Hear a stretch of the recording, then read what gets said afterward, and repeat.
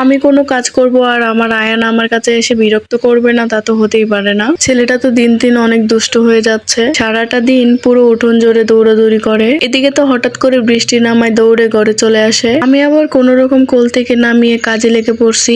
আমার এই ছোট্ট বাবাটাকে নিয়ে সারাদিন কিভাবে কাটে আর ওকে নিয়ে সারাদিন কিভাবে কাজ করি সেটাই আপনাদের সাথে শেয়ার করব। আসসালামু আলাইকুম এভরিওয়ান, সবাই কেমন আছেন? আজকে আমি যখন রান্না রেডি করতে বসি তখন আয়ান তো আমার সাথে খুবই দুষ্টুমি করতেছিল। মানে আমি যখনই কাজ করতে যাই তখনই তার দুষ্টুমি শুরু হয়ে যায়। তার কথা হচ্ছে আমাকে সে কোনো রকম কাজ করতে দিবে না। এমনিতে কিন্তু সারাদিনও আমার কাছে আসে না, কিন্তু যখনই দেখে আমি কোনো কাজ করতেছি তখনই দৌড়ে চলে আসে আমার কাজে বাধা দেওয়ার জন্য। ছেলেটা যত বড় হচ্ছে দিন দিন যেন তার দুষ্টুমি বেড়েই যাচ্ছে। ওর দুষ্টুমি গুলো আর নিতে না পেরে এক বাটি মুড়ি দিয়ে বসিয়ে দিয়েছি। বললাম যে তুমি বসে বসে মুড়ি খাও, আম্মু কাজ করি। দুটো মুড়ি খেয়েছে কিনা সাথে সাথে দৌড়ে চলে আসছে উঠোনে। সারাটা দিন পুরো উঠোন জুড়ে দৌড়াদৌড়ি করবে সে। দেখে মনে হবে যেন কত কাজ করতেছে। অতিরিক্ত দৌড়াদৌড়ির কারণে তো মাঝে মধ্যে হাঁপাতেও শুরু করে ছেলেটা। যে বারণ করি আব্বু এত দৌড়াদৌড়ি করো না, কে শোনে কার কথা। আসলে বাচ্চারা যখন হাঁটতে শিখে তখন আর তাদের কোলের মধ্যে আটকে রাখা যায় না।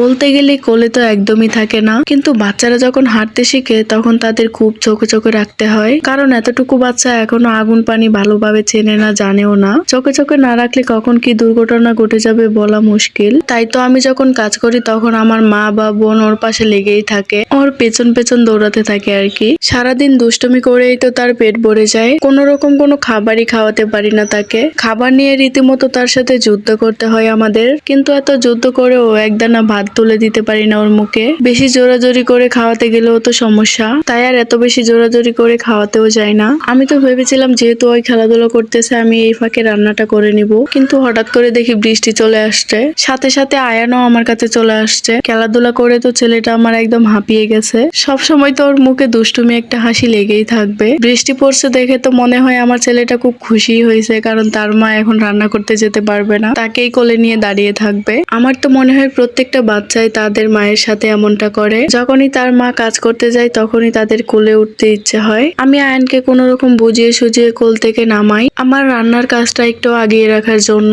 যেহেতু বৃষ্টি পড়তেছে রান্না করে তো যেতে পারবো না রান্না করার জন্য, তাই যতটুকু কাজ এগিয়ে রাখা যায় ততটুকুই করে নিচ্ছি। আজকে আমি মাছের ডিম রান্না করব, আর সেই জন্য মাছের ডিমটাকে আগে থেকেই ভেঙে রাখতেছি। আলু দিয়ে মাছের ডিম ভাজি করলে তো অনেক মজা হয়, আর মাছের ডিম তো আমার অনেক বেশি পছন্দ। শুধু আমার না, আমাদের ঘরের সবারই অনেক পছন্দ।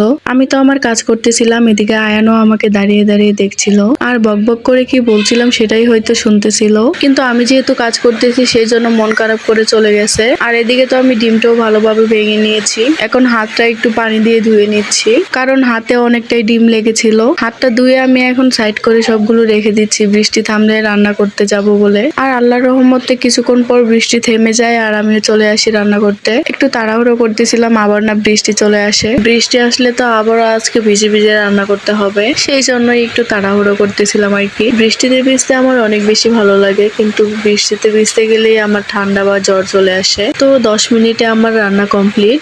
ডিম ভাজিটা তো সামনে থেকে দেখতে অনেকটাই লোভনীয় লাগতেছিল, ভিডিওতে তা ঠিকভাবে বোঝাই যাচ্ছে না। আমি কিন্তু ডিম ভাজির সাথে একটু মিষ্টি কুমড়োও ভাজি করে নিয়েছি, আর রান্না করে এসে খেতেও বসে পড়েছি। আপনারা কারা কারা আলু দিয়ে এভাবে ডিম ভাজি করে খেয়েছেন অবশ্যই কমেন্টে জানাবেন। আজকের ভিডিওটা আর বড় করছি না, সবাই ভালো থাকবেন, আল্লাহ হাফেজ।